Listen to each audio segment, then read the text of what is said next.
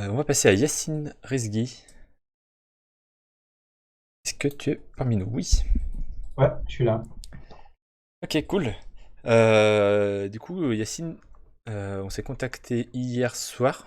Je crois que c'était quelque chose comme 20h, 22h, un truc comme ça, hein. Ouais. Et, euh, et moi, je suis vraiment pas fan d'organiser des choses à l'arrache.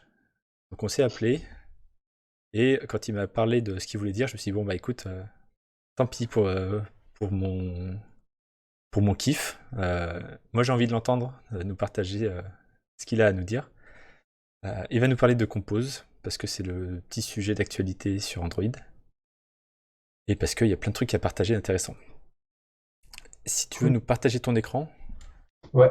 tout preneur. Alors, juste petit truc par rapport au partage d'écran. Je vais commencer par partager mon navigateur et après, je passerai sur Android Studio. Donc, juste au cas où il se peut que je dois rafraîchir la page. Ok, pas de problème, on reprendra le temps s'il y a besoin. Ok. Alors, je prends ça.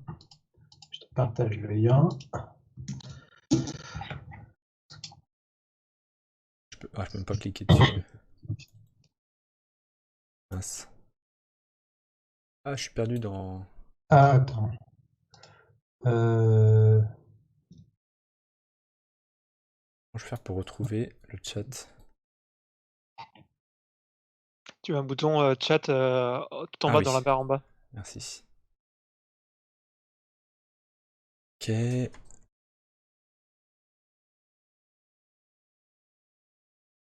Oula, ok. Tac, je passe en grand. Très bien. Eh ben, on voit ton écran. Je vais me muter cool. pour pas que ça te dérange. Voilà. Je vais juste l'agrandir au cas où, comme ça prend. Ouais, ça prend plus.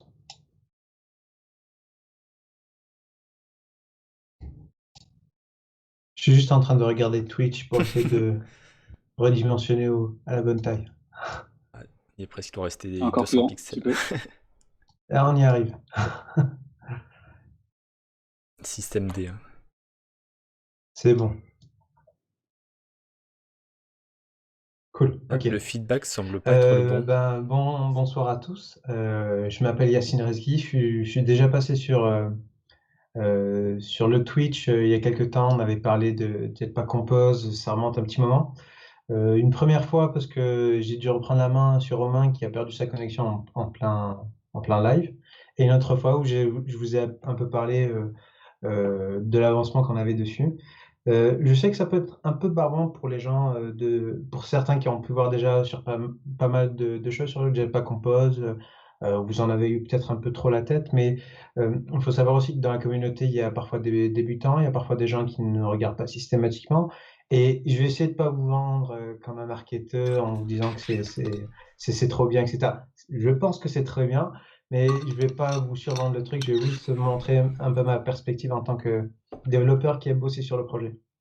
Alors Jetpack Compose, pour ceux qui connaissent pas, je fais juste un rapide topo dessus.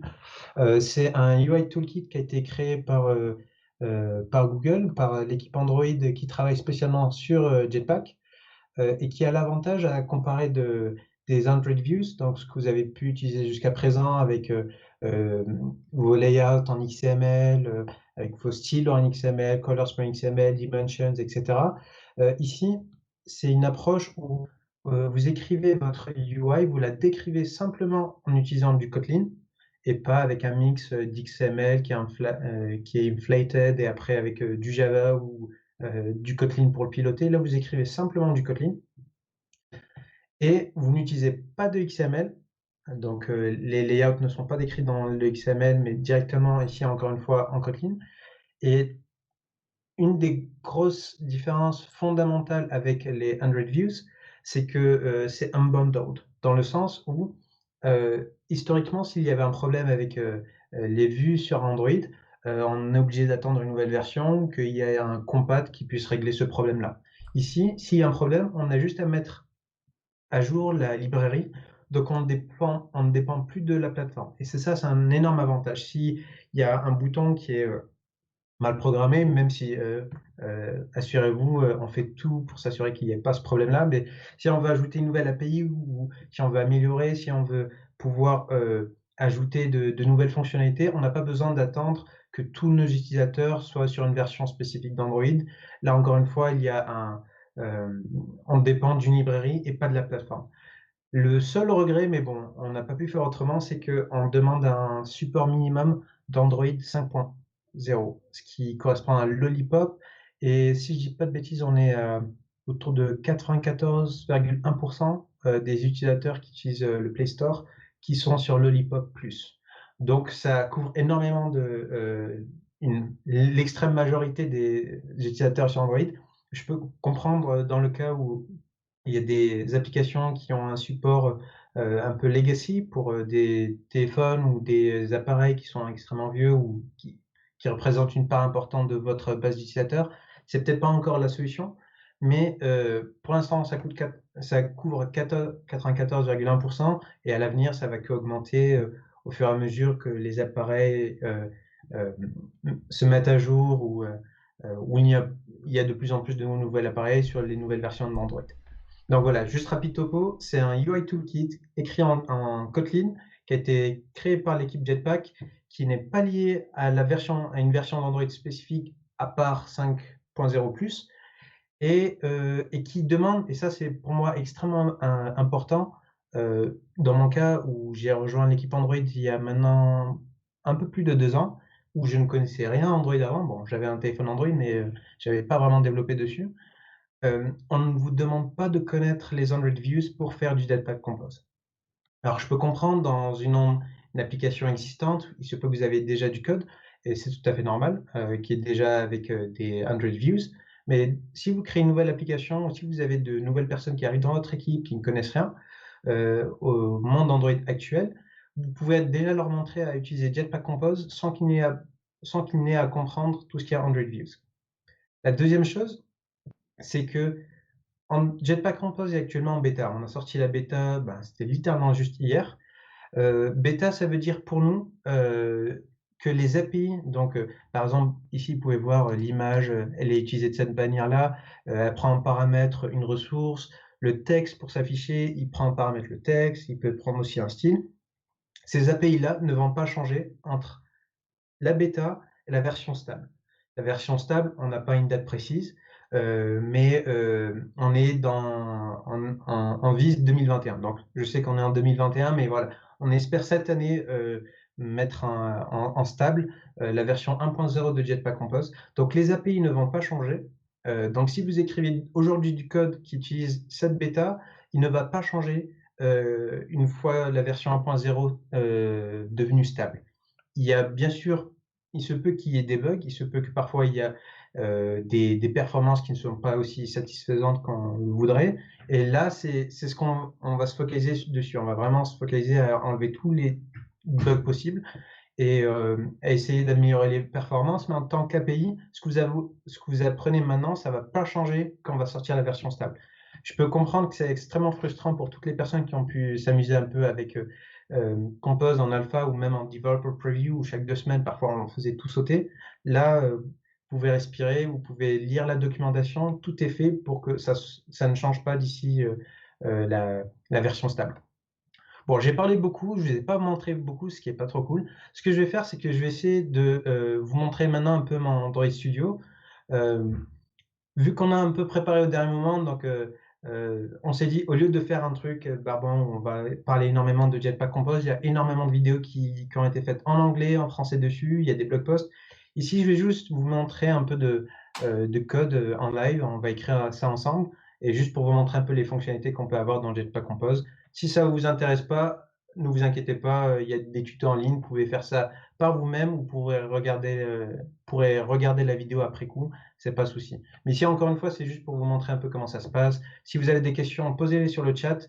Je vais essayer de regarder une fois qu'on termine un peu le code. Et si vous avez, si vous avez n'importe quelle idée, question, feedback, posez-les-moi, je serai content de les prendre. Maintenant, je vais juste partager mon Android Studio. Alors, je vais voir si je peux changer directement ici dans le stream. Sinon, On va essayer, on va essayer. Est-ce que vous avez perdu le live là? Juste pour confirmer. Ah, attends, non, pas encore. Là, je suis toujours sur ton navigateur. Ok, si je partage Android Studio maintenant, est-ce qu'il y a une différence? Non. Ah, attends, je vais rafraîchir la page.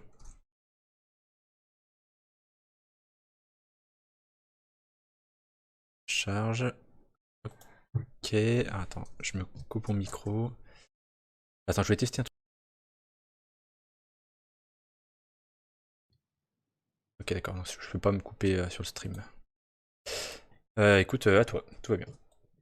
Ok, vous voyez Android Studio maintenant? Oui. Cool, ok. Alors, j'ai créé il y a 30 minutes ce projet-là, donc j'ai rien fait de spécial, hein, j'ai juste ouvert Android Studio. Assurez-vous de télécharger la dernière version Canary. C'est pas encore disponible sur la version stable. C'est Android Studio Arctic Fox Canary 8 qui est disponible sur le site web. Donc je l'ai téléchargé tout à l'heure, j'ai créé un projet Compose que vous pourrez créer en allant dans les préférences, nouveau projet, et il y a une option Compose. J'ai rien changé de spécial en plus. Alors ici, juste pour vous décrire un peu ce que c'est un élément dans Compose. Un élément dans Compose, je vais juste peut-être un peu agrandir le code, comme ça soit un peu plus lisible pour tout le monde. Est-ce que c'est trop petit actuellement ou pas?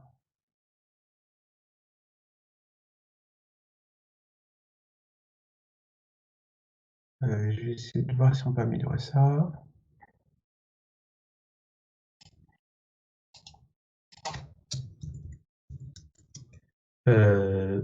Apparemment, il veut pas zoomer chez moi.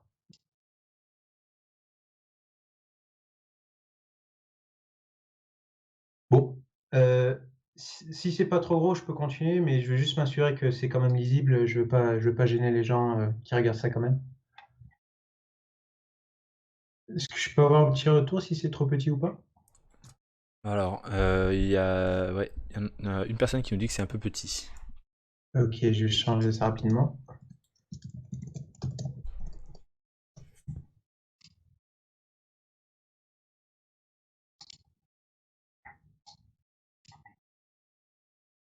Alors,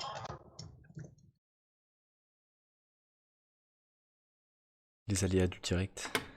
ah oui. En full screen, ça passe. Bon, après, si tu galères, tant pis, hein. JCO nous dit que s'il se met en full screen, ça passe. Ok, on va faire ça. C'est un peu mieux. Ouais, je crois que c'était pour lui le full screen, hein, plutôt le.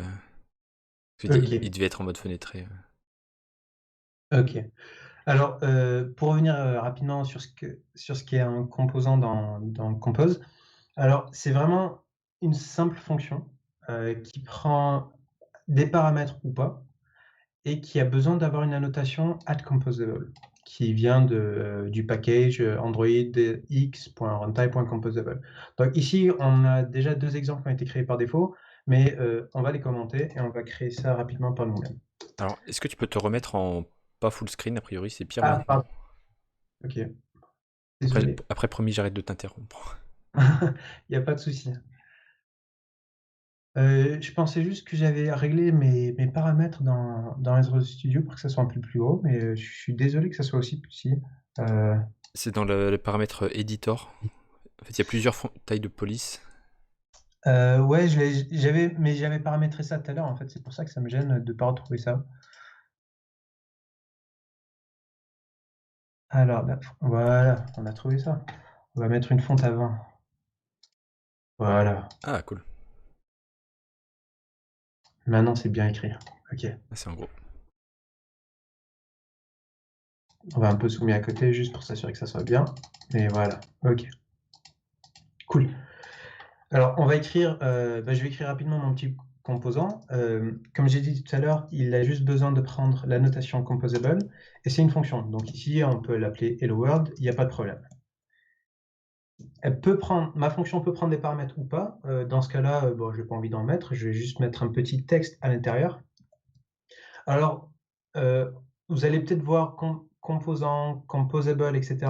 En termes de vocabulaire, pour simplifier ça, considérez que toute fonction qui a la notation composable, on considère ça que c'est un composable, donc un composant ou un component directement qui est compose, quoi. Et ici, à la différence d'une fonction qui pourrait retourner possiblement des valeurs, comme par exemple des int ou autre, une composable, elle émet. Elle émet et ne retourne pas, comment ça s'appelle, des fonctions ou des valeurs. La différence ici, c'est juste pour pas trop rentrer dans le détail, c'est que on va juste dire à compose, je veux qu'ici tu m'affiches un texte. Et après, qu'il y ait un texte, qu'il y ait une image, qu'il y ait une colonne ou une ligne, Compose va s'assurer et va faire le boulot pour aplatir tout ça. Donc, vous vous rappelez sûrement avec les Android Views, on a essayé d'éviter un peu d'utiliser beaucoup de linear layout, surtout quand c'est assez profond parce qu'il y a des pertes de performance. Et c'est pour ça que Constraint Layout a été extrêmement favorisé. Ici, Compose s'occupe d'aplatir la vue. Donc, c'est pas à vous de vous occuper, faut pas trop que je mette du nested, faut pas que ça soit trop profond, faut pas qu'il y ait trop de colonnes ou de lignes. C'est pas à vous de vous occuper de ça. Compose le fait pour vous. Donc ici, je décris mon élément, donc je lui dis dans mon texte, tu vas juste m'afficher Hello Frog, par exemple. Alors là, j'ai mon composant, je l'ai défini. Ici, pour simplicité, je le mets dans mon main activity, mais bien sûr, comme c'est à peu près les mêmes règles partout, il n'y a pas intérêt à juste avoir un énorme fichier où vous écrivez tout votre code. Techniquement, rien ne vous empêche, mais c'est jamais une bonne idée pour bien architecturer, pour bien modulariser votre code. N'écrivez pas juste tous vos composants dans un même fichier. Ce que j'essaie de faire de mon côté, c'est que j'essaie d'architecturer dans le sens où je mets un composant par page, et après, dedans, une fois que ça atteint une certaine complexité, je le sépare, je le mets dans un autre fichier. Ça me simplifie la lecture, et bien sûr, un fichier où il y a trop de lignes, c'est un fichier assez dur à lire. Donc, simplifiez-vous la vie, n'essayez pas de tout mettre dans un seul composant, ne mettez pas tous vos composants dans le même fichier. Alors ici, je mets mon texte HelloFrog, et pour que ce texte-là est affiché dans mon activité, dans mon application, ici, je vais juste vous montrer ça rapidement. Ici, on a le set content. Alors, si vous avez déjà utilisé dans Android Views, normalement, on a le inflate layout, ou après, si on a view binding, on a aussi le même concept où on va inflater le binding. Ici, on a cette fonction qui demande comme paramètre une lambda, qui est set content, qui vient aussi de Compose, et qui va tout simplement dire, dans mon activité, je vais avoir un petit wrapper, je vais avoir un petit conteneur Compose, et dedans, je vais pouvoir écrire tout mon code Compose. Alors, mon Hello World, je veux qu'il s'affiche. Alors, je vais mettre Hello World, je vais l'appeler comme ça, et il va tout simplement s'afficher. Je vais juste lancer mon petit, comment ça s'appelle, mon petit émulateur à côté. Ça va prendre un peu de temps, vous connaissez l'histoire, hein, c'est pas instantané. Mais en attendant, je vais vous montrer aussi d'autres manières de pouvoir tester et regarder comment marche son code. Alors, un truc à considérer, c'est que une avancée qu'on a voulu faire pour Compose à comparer d'Android Views, c'est qu'on veut pouvoir les visualiser sur le côté ici. Un peu comme vous pouvez avoir dans un layout, mais là, vous pourrez vraiment écrire toute votre logique et vous pourrez l'afficher à côté et même interagir avec sans pour autant lancer un émulateur. Donc, je vais faire ça rapidement. Je veux pouvoir afficher mon Hello World ici dans ma sidebar, là, dans mon petit panel à côté. Alors, je vais mettre add preview, qui est une autre annotation qui est utilisable spécialement pour pouvoir montrer comment marche un composant. Il a besoin que je lui définisse une composable ici. Donc ici, je vais l'appeler Hello World Preview, par exemple. Et à l'intérieur, je vais appeler mon Hello World. Alors, je compile ça. Alors pendant que ça compile, faut que tu saches, on a une petite latence. Donc n'hésite pas à bien décrire ce que tu fais, parce qu'on voit pas le résultat tout de suite. Ah, d'accord, pardon. Alors, est-ce que vous pouvez voir le résultat à côté? Ouais. Non. Ok, cool. Alors là, vous pouvez voir que mon HelloFrog est bien disponible, il est bien ici. Et vous pouvez voir qu'il y a deux petites icônes à côté de mon Hello World Preview. La première, c'est le Interactive Mode. Donc ici, littéralement, on peut s'amuser avec le composant en question. Donc s'il y a un clic, on peut vraiment cliquer. S'il y a un input, on peut écrire dessus. Ça prend en compte le clic, le drag, tout est pris en compte. Les seules différences qu'il y a par rapport à un émulateur ou un appareil physique, c'est qu'il n'a pas la gestion de réseau. Donc, il ne peut pas se connecter à Internet, il ne peut pas, par exemple, télécharger une image automatiquement et l'afficher. Et il n'a pas accès aux fichiers. Donc, il ne peut pas créer de fichiers ou il ne peut pas essayer d'accéder, par exemple, au Media Store pour récupérer les photos de l'utilisateur. Donc, il y a quelques contraintes, mais sinon, on a essayé de moquer un peu, de reprendre la plupart des attributs qu'on pourrait trouver dans le contexte. Comme ça, vous pourrez vraiment avoir un peu cette sorte de sandbox qui marche directement sur votre Android Studio, qui n'a pas besoin d'un émulateur ou d'un appareil physique pour pouvoir essayer. Donc ici, si j'appuie sur mon Interactive Mode, alors vous pouvez voir que quand j'appuie, il prend vraiment en compte le clic et il l'envoie. Et bon, ici, j'ai aucune logique pour gérer ça pour l'instant, mais si je la mets, je pourrais l'exécuter et la vérifier ici. Maintenant, je reviens sur mon mode preview. Il y a un bouton intéressant que je voudrais vous montrer pour ceux qui ont. On a annoncé ça littéralement que à la bêta. Vous pouvez voir ici en bas, c'est Live Literals. Je ne sais pas si vous pouvez voir les infobulles. Il se peut que le partage d'écran ne permet pas de visualiser ça, mais c'est juste en dessous de Layout Inspector. C'est ce petit bouton où on voit un crayon avec 3 lignes bleues. Et ici, en fait, Live Literals, c'est une fonctionnalité qu'on a ajoutée dans Android Studio qui permet de modifier des constant literals, donc des valeurs fixes, des valeurs hardcodées en fait, dans votre code. Une fois modifiées, elles modifieront en temps réel ou presque la preview en question sans avoir besoin de recompiler le code. Ça a l'air un peu barbant, mais je vais vous montrer rapidement ce que ça veut dire ici. Donc ici, Hello Frog, on va remplacer ça par Bonjour Frog. Et vous pouvez voir qu'en temps réel, ça change. Alors, si vous avez déjà joué avec le Layout Editor pour les Android Views, en soi, ce n'est pas un énorme changement. Mais on peut avoir une vraie logique ici et pouvoir la modifier et voir son résultat automatiquement. Donc ici, si après coup, je peux changer et je mets autre chose, hein, je ne sais pas moi, Bonjour Compose, tout ça, ça marche en temps réel, tant dans ma preview qu'une fois déployé sur mon device. Donc si vous avez un émulateur à côté ou si vous avez un appareil physique sur lequel vous avez déployé cette composable, vous pourrez modifier ces constantes. C'est pas vraiment des constantes, mais en soi, elles sont hard-codées, donc elles n'ont pas à être changées. Vous pourrez les modifier et vous pourrez voir le comportement changer en temps réel et encore une fois, sans avoir besoin de recompiler.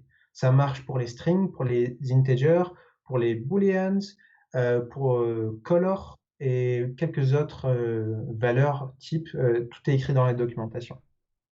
Donc ça, c'est une des fonctionnalités cool, c'est vraiment de pouvoir interagir au fur et à mesure avec son code sans avoir besoin de recompiler. Et je comprends la souffrance de certains avec les temps de compilation que vous pouvez avoir malheureusement parfois sur vos applications. Alors, deuxième petite fonctionnalité intéressante, c'est pour cette preview-là, elles acceptent différents paramètres que vous pourrez visualiser en cliquant sur cette icône de paramètres. Je sais pas, est-ce que je peux avoir une Ouais. confirmation si c'est visible ou pas? On le voit, ouais. Ok, cool. Alors, de base, le nom, il est pris directement de la preview. Je peux changer ça par dire exemple, pardon, on va écrire ça en français, exemple de Hello World. Et en compilant, je pourrais voir le nom voilà, qui est écrit ici. On peut mettre, parce que de base, la taille n'est pas définie, on va juste s'assurer d'entourer le contenu de notre composable. On peut mettre ça, donc on va lui dire, au lieu d'être à l'infini En largeur, on va lui dire simplement tu es de allez, 30 dp. Est-ce que tu voudrais essayer de partager ton écran par Skype? Ah, ok. Parce qu'en fait, là, ça a frisé quand on a vu la pop-up Preview Configuration. Mais depuis. Ah Laisse-moi voilà, faire ça. là, ça vient de se défriser à l'instant. Je vais partager sur Skype. Je crois que le WebRTC n'est pas de ce qu'il y a de plus rapide. Je vais changer ça. Ok. Alors,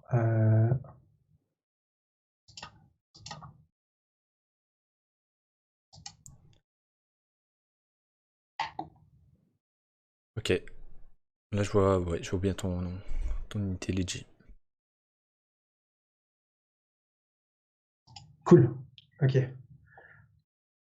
Alors, je peux lui définir la taille, comme vous avez pu le voir, c'est beaucoup plus restreint ici. Donc, encore une fois, si vous voulez pouvoir tester, pour moi, c'est extrêmement intelligent et intéressant de faire cette approche de preview par composant, parce que historiquement, on avait ça simplement pour les layouts. On pourrait quand même bien sûr utiliser des custom views, mais bon, c'est pas quelque chose avec lequel la plupart des gens sont à l'aise. Il y a énormément de complexité à pouvoir écrire des custom views dans Android Views. Ici, dans Compose, vu que tout est composant, pourrait vraiment écrire des composants avec différents types de previews. Donc, dans ce cas-là, mon Hello World, il est de cette manière-là. Pourquoi pas, on va changer en lui disant, parce qu'on fait les choses bien, on va lui dire, prends-moi ça à partir de mon fichier strings.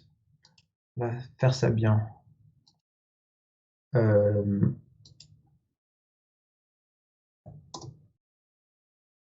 Ah, il est déjà là, je l'ai pas vu. Ah. Ok, ici on va lui dire greetings. Ici on va mettre bonjour. Compose. Ok. Je viens ici dans ma view et à la place de texte avec notre string en question, je vais mettre la valeur. Normalement, c'est string resource. Ouais, string resource. Et ici, je lui mets mon r.id. J'oublie complètement comment écrire les choses. Il faut que je regarde la documentation. R.string. Voilà, tu vois. Et le pire, hein, c'est que j'ai écrit toute la doc hier, hein, avant, pardon, et j'ai tout zappé. Ouais. Greetings. Je recompile. Et ça m'affiche bien le résultat ici. Et je vois aussi dans la preview, donc pour faire bien et simple, encore une fois, vous voyez le nombre de codes à écrire juste pour afficher un petit texte, c'est extrêmement réduit et extrêmement simple. Bon, l'exemple, il est quand même assez basique, donc on va un peu complexifier ça. Alors, c'est peut-être un truc que j'ai pas expliqué tout à l'heure, ouais, je l'ai pas expliqué. Alors, ce frog theme, il vient d'où? Alors, juste pour savoir, pardon, la manière de bien faire sur Android, du moins la manière que Google recommande, c'est d'utiliser Material Design. Bon, je vous l'apprends pas, hein, c'est le thème sur Android, c'est les design principles sur Android, que vous pouvez étendre, donc customiser et l'adapter au design de votre entreprise, mais c'est la manière dont on recommande actuellement sur Android Views. C'est la même chose sur Compose. Et Compose, pour simplifier ça, au lieu d'avoir plusieurs fichiers XML, où je sais que pas tout le monde est à l'aise avec les themes.xml, les style.xml, etc. Ici, encore une fois, tout est Kotlin. Donc, Frog Theme, c'est en fait tout simplement un conteneur Material Design avec des valeurs qui sont customisées et qu'on peut changer. On va cliquer à l'intérieur pour voir ce que ça veut dire. Alors, tout simplement ici, ce theme.kt, donc c'est un fichier qui est généré automatiquement par Android Studio quand vous créez le projet. Vous pourrez changer bien sûr ces valeurs par défaut, il n'y a aucun problème par rapport à ça. Et c'est, comme j'ai dit, un conteneur Material Design qui prend comme valeur les couleurs qui sont utilisées directement dans les boutons, les surfaces, etc.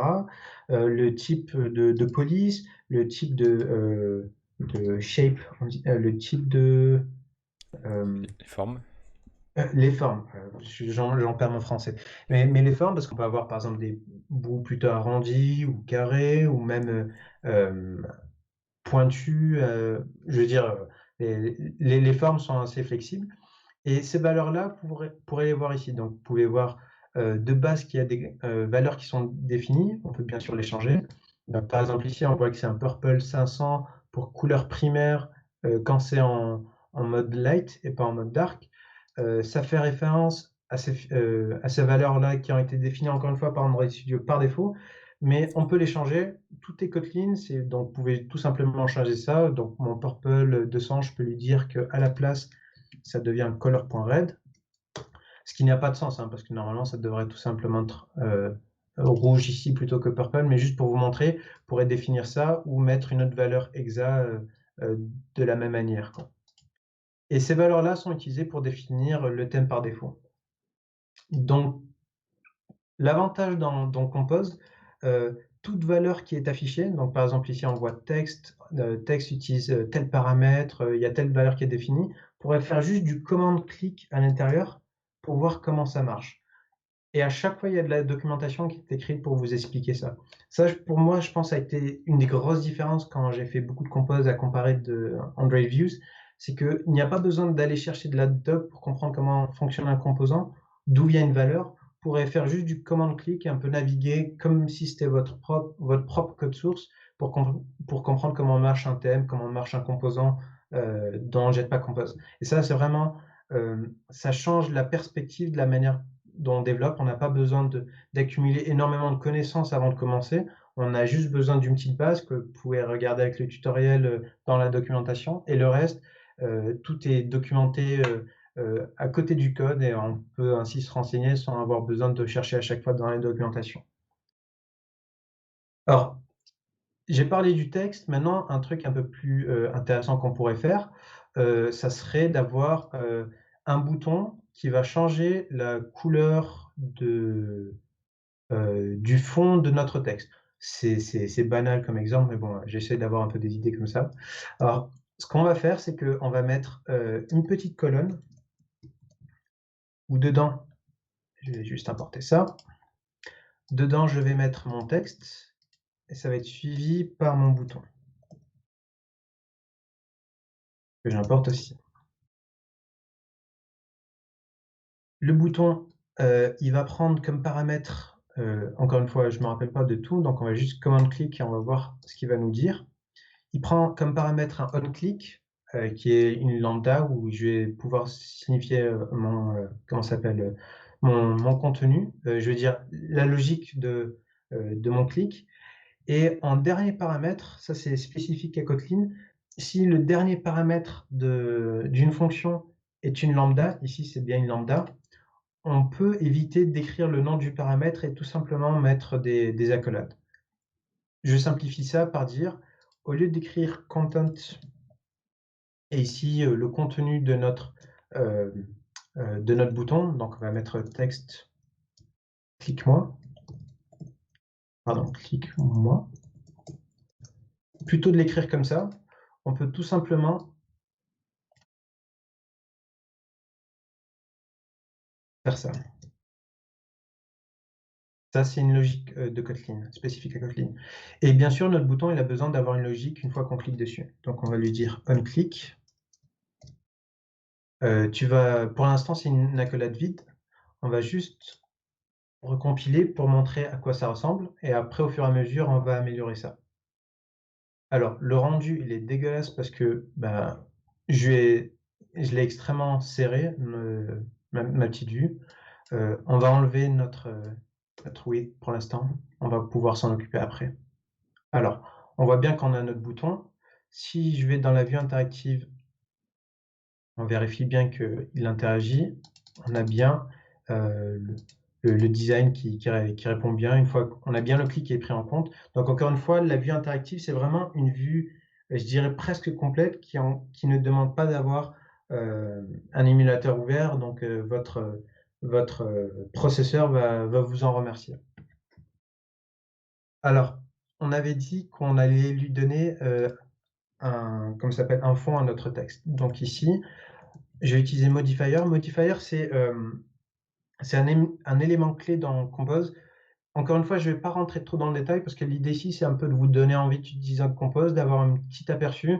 La documentation, les codes lab, les applications d'exemple offrent beaucoup plus de contenu. Et je ne vais pas répéter ce qui a déjà pu être répété dans d'autres meetups. Donc là, je vais juste vous montrer une petite démo, pas plus.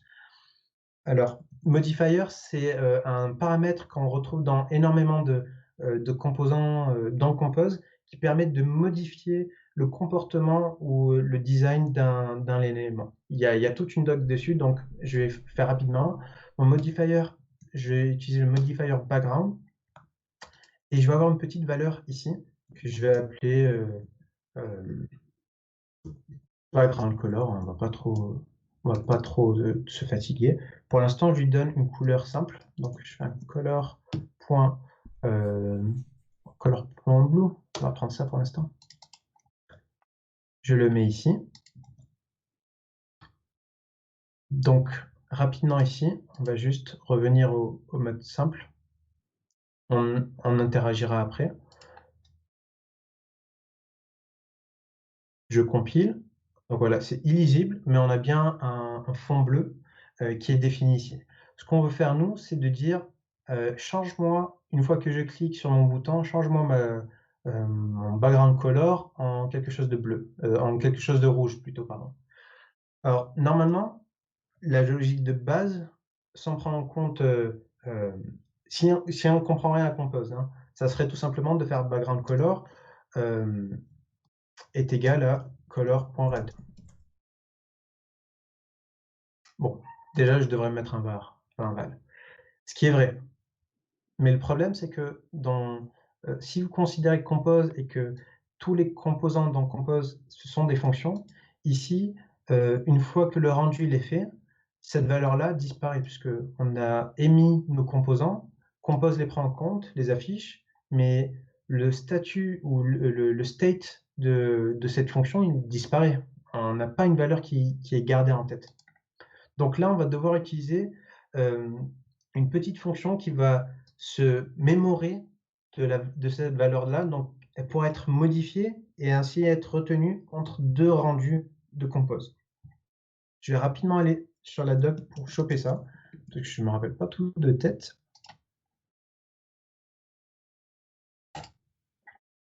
Alors,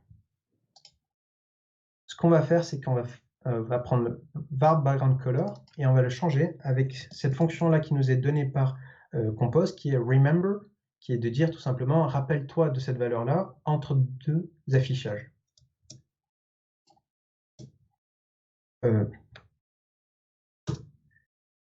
Et il a juste besoin d'être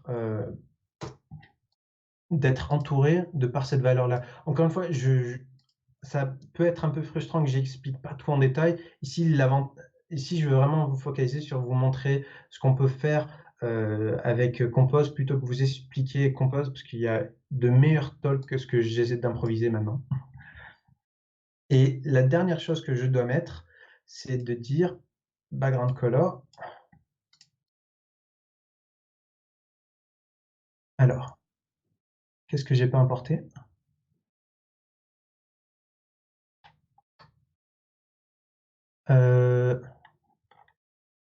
Je crois que j'ai un petit souci avec mon Android Studio. Il y a un import que je suis censé faire qui n'a pas été fait. Pour ceux qui ont déjà fait du Compose, je crois que vous avez déjà eu ce souci. Il faut importer getValue. Je vais juste choper ça rapidement dans la doc et je vous ramène ça. C'est vrai que ça me dit quelque chose cette erreur. Je l'avais eu et j'ai pas trouvé ce que c'était. C'est un import que Android Studio n'arrive pas à importer automatiquement. C'est un problème qu'on est en train de corriger. Parfois ça arrive, parfois ça arrive pas. Donc c'est un peu frustrant pour les personnes qui essaient comme ça, mais c'est en train d'être réglé. J'importe ça rapidement hein, pour gagner du temps.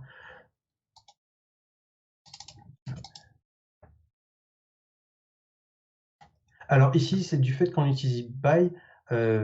On a des fonctions qui sont propres, un fonctionnement qui est propre à Kotlin, qui n'est pas disponible en Java, qui permet d'étendre par exemple ici la valeur de background color, c'est géré et contrôlé par remember qui contrôle même la valeur dans le mutable state. Juste pour simplifier, il faut ces deux imports qui parfois ne sont pas systématiquement ajoutés par un Android Studio. Donc, petit souci, au cas où vous ajoutez ça, et c'est aussi expliqué dans le doc. Donc, une fois que je clique, normalement c'est censé devenir rouge. Alors, juste, j'augmente un peu je vais réduire ça, comme ça vous pourrez bien voir tout le code. Et je vais juste un peu l'arranger, comme ça il est un peu plus lisible. On va mettre ça texte. Essayer de faire les choses bien, voilà. Ouais, j'ai mon texte, après j'ai mon bouton. Une fois que je clique sur mon bouton, je change la couleur à rouge et c'est censé donc changer ce state-là, donc le background color state, c'est censé le changer.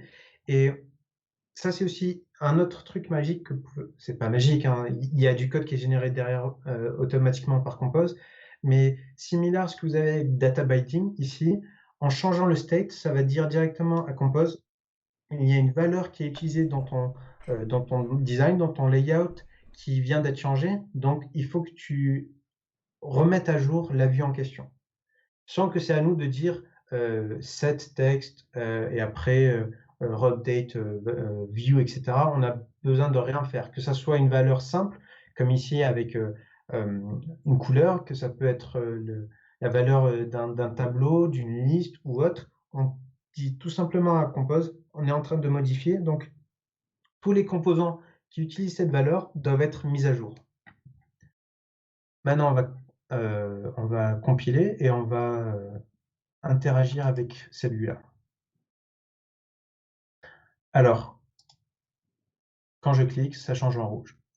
La logique que j'ai besoin donc pour tout simplement avoir un simple texte et un bouton qui prend en compte le fait qu'il soit cliqué et qui change la couleur de mon texte, c'est simplement ces lignes de code-là. Alors ici, je sais bien, je vous montre quelque chose de basique, c'est très dur à comparer, de dire ah ben, Compose c'est largement mieux parce que en quelques lignes on fait un simple Hello World. C'est dur à pouvoir utiliser cet exemple-là pour montrer que Compose est une valeur sûre et qui est largement mieux qu'Android Views. Mais tous les concepts de Compose sont à peu près réunis ici. Bien sûr, une fois que vous aurez plus de logique et pas simplement un changement d'un background color, ça a toujours plus de sens de mettre ça dans un ViewModel et on peut utiliser son ViewModel dans un composant. Ici, il n'y a rien de spécial.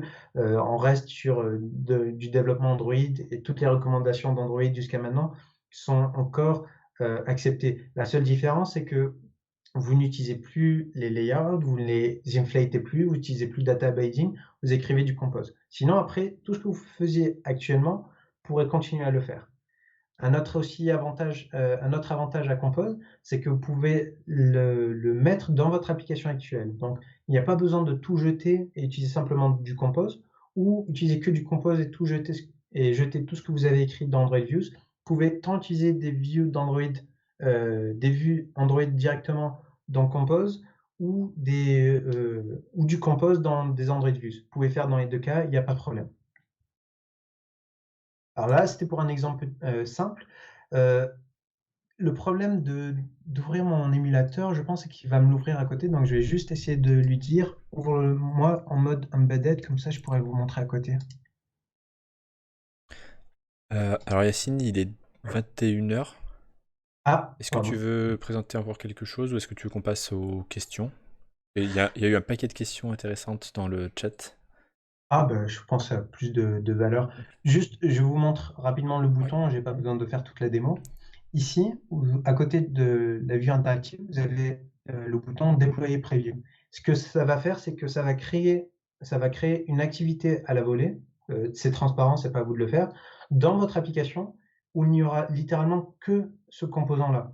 Donc, si vous avez une logique qui est vraiment liée à Android et qui ne peut pas être vue dans le mode interactif, vous pourrez cliquer sur ce bouton-là et lancer et visualiser ce composant-là seulement. Vous n'aurez pas besoin de créer une autre activité, l'utiliser simplement pour pouvoir visualiser ça. Donc, c'est extrêmement pratique quand on veut tester juste un petit composant. On clique sur ça, ça va le déployer sur l'émulateur ou sur un appareil physique et ça va utiliser, c'est encore une fois, c'est une activité dans votre application. Donc, si vous avez des permissions qui ont déjà été données, vous y avez accès, vous partagez le même contexte, c'est super pratique. Il y a énormément d'autres outils que j'aurais voulu vous montrer, mais je suis désolé, j'ai pas bien préparé, j'ai fait ça à l'arrache. Donc, je vous recommande vivement de regarder la documentation. Je l'ai écrit avec amour. Sinon, on va prendre les questions. Alors, T'excuses pas, hein, c'est déjà super sympa de ta part de venir comme ça du jour au lendemain. C'est grave cool. Si on commence par les questions sur Slido, ok. il y a une question d'un certain Olivier qui dit comment tu fais pour ne pas avoir avoir d'erreur sur le nommage de tes fonctions, l'erreur lint sur le nommage de tes fonctions. Par erreur de nommage, dans quel sens? Toi, sur tes fonctions de compose, elles commencent par une majuscule. Ouais. Et lint, par défaut, il te met un petit warning. Alors, si je dis pas de bêtises, on a fait sauter ça spécialement quand tu utilises la notation add composable. Tu as besoin d'utiliser sans. Si tu la mets pas, ça ne marche pas. Et on a changé Android Studio pour qu'il prenne en compte quand il y a la notation add composable, il va pas te gêner si tu utilises une majuscule, parce que par convention, on demande d'utiliser des majuscules pour toutes les composables. Ok. Bah, du coup, Donc, ça répond aussi à la question suivante. En parlant de nommage, pourquoi est-ce que les fonctions commencent par une majuscule? je pense. Bonne question. C'était quoi l'idée derrière? C'était principalement pour faire une différence entre une simple fonction. Donc, dès que tu vois une majuscule, tu comprends que c'est une composable. C'est vraiment juste pour aider visuellement le développeur à reconnaître que j'utilise une composable et pas une fonction, tout simplement. Il n'y a pas de raison technique. C'était plus, on a fait un choix de choisir de différencier les fonctions qui font de la UI de simples fonctions Kotlin, quoi. Ok, merci. Alors, je suis remonté dans le chat et on a Corflodev qui a plusieurs questions. Alors, c'est pas vraiment une question, mais c'est les clics, ça a l'air d'être un peu la galère. Fait voir un component qui envoie un clic au set content. Attends, je suis pas sûr. Hein, je scroll. Comment on fait pour savoir si une vue est affichée? C'est le genre de truc qui peut être demandé souvent pour des analytics. Si une vue, elle est affichée. Alors, comme ça, j'y ai jamais pensé, mais ce que je ferais de manière plus simple possible, normalement, moi, l'analytics, par exemple, je sais pas moi, imaginons, j'utilise un module analytique qui a une méthode ping ou genre this view has been displayed. Et je l'appellerai via mon view model, et je peux appeler mon view model dans une composable. Donc, je vais essayer juste, normalement, c'est view model avec en parenthèse le view model en question, et on peut l'utiliser dans une composable. Donc, au lieu d'essayer d'avoir une sorte de hook sur ma composable, je ferai tout simplement un appel à mon view model, à lui dire envoie ça à tel repository ou à tel utilitaire pour lui dire que ma vue a bien été affichée. Ok, ouais. Tu ne mettrais pas ça du côté de la vue, du coup, tu mettrais bien ça du côté plus domaine ou métier. Ouais. Ouais, parce que pour Ouais. moi, c'est plus simple. Par contre, on appelle ça des effects. On a bien des effects qui sont en mode, une fois que ma vue elle a été affichée, tu peux exécuter ce code-là. C'est une utilisation avancée de Jetpack Compose. Elle est écrite dans la doc si ça vous intéresse. Mais il y a des effects, donc il y a bien des hooks pour pouvoir s'assurer quand une composable a été affichée, quand une composable va être retirée. Ça existe, c'est juste, si vous n'êtes pas à l'aise, faites tout simplement par un view model, mais ça existe. Ok, donc du coup, je crois que ça répond en partie à la question de Kaz. Peut-on écouter les événements du cycle de vie de la vue? Par ces hooks-là. Mais il faut savoir que ça, c'est un truc qu'on fait beaucoup dans Android Views parce que on a énormément de. euh, Afficher une Android View, c'est extrêmement coûteux en performance. Donc, s'assurer que quand elle a été ajoutée ou enlevée, faire comment ça s'appelle, une logique avec, ça avait du sens. Ici, il faut être le plus rapidement possible, le plus j'oublie tout mon français, en fait, c'est pour ça que je galère à parler. Mais on s'assure d'afficher le plus rapidement possible une composable. Donc il faut essayer d'éviter de mettre énormément de logique dans ces hooks là, ces effects d'affichage ou de sortie d'un composable. Donc à utiliser encore une fois avec parcimonie parce que faut pas faire un mapping de ce qu'on faisait avec Android Views avec Compose. L'idée ici, c'est vraiment, ils ont été mis en place pour une fonctionnalité avancée, mais c'est pas pour simplement des petits hooks comme ça pour une logique. Ça existe, mais je vous déconseille. Ok. À quel point est-ce qu'on peut composer une vue? Alors là, il y avait un exemple. Par exemple, pour un graphe de données, donc une courbe constituée de data points.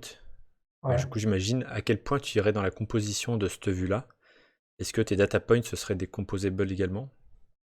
Ou est-ce que ou est-ce que ton graphe, ce serait un compose qui dessinerait le graphe lui-même? Moi, je me mets une règle, c'est quand la logique de mon composable dépasse 100 lignes, pour moi, ça n'a pas de sens. Plus de 100 lignes, c'est dur à lire parce qu'à chaque fois, techniquement, il n'y a aucune incidence. Hein. Ça ne change rien à avoir une énorme composable et avoir des petites composables.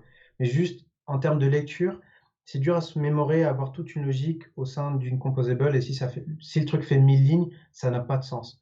Donc, je dirais si ta composable n'est pas très grande, tu peux tout mettre ça dans une. Mais une fois que tu commences à avoir une logique un peu complexe ou des comportements spécifiques, par exemple à chaque data point, ne te gêne pas, mets ça dans des sous-composables, c'est pas un problème. Encore une fois, créer énormément de fonctions, ça n'a pas d'incidence sur les performances qu'aurait pu avoir énormément de custom views dans Android Views. Donc, abuser de la création de petites fonctions, c'est pas un problème et c'est même recommandé. Ok. Et on a une dernière question de Denis. Ouais. Quelles sont les différences avec Swift UI? Bon alors SwiftUI, j'y ai pas bossé donc j'aurais peut-être pas autant d'informations dessus. Mais de ce que j'ai pu essayer, tu as SwiftUI, tu as React, tu as aussi Flutter. Tu as, tous ces frameworks-là, pour moi, font partie un peu de tout ce qui est reactive programming, mais spécialement autour de la UI. Donc ça embrasse un peu cette vision-là d'utiliser des fonctions pour définir et tout simplement retourner plutôt que d'avoir des fichiers XML ou à l'époque je crois que c'était storyboard et autres. Donc c'est vraiment une approche déclarative plutôt qu'impérative sur de la UI. Après spécifiquement SwiftUI, ce qui m'avait un peu frustré quand je l'avais utilisé, après c'est peut-être parce que je suis pas un développeur iOS, donc peut-être mon opinion elle est pas, elle n'a pas de sens. Mais je sais que en interne, certains composants en fait utilisent des composants déjà existants. Donc si je dis pas de bêtises, je crois UIKit et AppKit. Donc en fait c'est un peu une sorte de pas tous les composants, mais certains composants sont juste un conteneur par rapport à des composants déjà actuels. Donc, j'avais vu des personnes s'en plaigner parce que toutes les API n'étaient pas disponibles. Parfois, il fallait comprendre le fonctionnement d'un composant interne pour pouvoir bien bosser dessus. Jetpack Compose, ça a été vraiment fait from scratch. Ça utilise peut-être en interne les couches les plus basses d'Android pour afficher ton design, ton application, mais sinon, ça n'utilise pas les Android Views dans le sens où tu n'as pas besoin de comprendre ni d'avoir des soucis avec les Android Views pour faire Jetpack Compose. Donc nous, c'est vraiment une approche fraîche, alors que SwiftUI, je pense à terme, ils vont tendre vers ça, mais actuellement, c'est un mix des deux. Mais encore une fois, hein, c'est juste mon point de vue de développeur Android qui n'a jamais fait d'iOS à temps plein. Donc c'est à prendre avec des pincettes. Ok, on a une dernière question de Corflodev qui dit comment fait-on du temps réel avec Compose? Par exemple, afficher l'heure. Temps réel, ben, pour moi, là encore une fois, je mettrai ma logique dans mon view model. Et après, ça peut être, par exemple, un stream, ça peut être un observable. Tu peux t'abonner à un observable. Il y a littéralement observable as state. C'est une fonction qui est appelée de la même manière que tout à l'heure, j'ai montré remember et mutable state of. Tu as observable as state, je crois, c'est le nom de la fonction. tu lui mets un observable en paramètre, et à chaque fois que l'observable ou ton stream ou ton flow, par exemple, dans Kotlin, émet une nouvelle valeur, cette valeur-là va changer, donc ton layout va changer automatiquement, et c'est pas à toi de dire à Compose, mets-toi à jour. Compose va savoir qu'il y a une mise à jour de la valeur et va le faire à ta place. Ok. Eh ben, merci pour cette presse.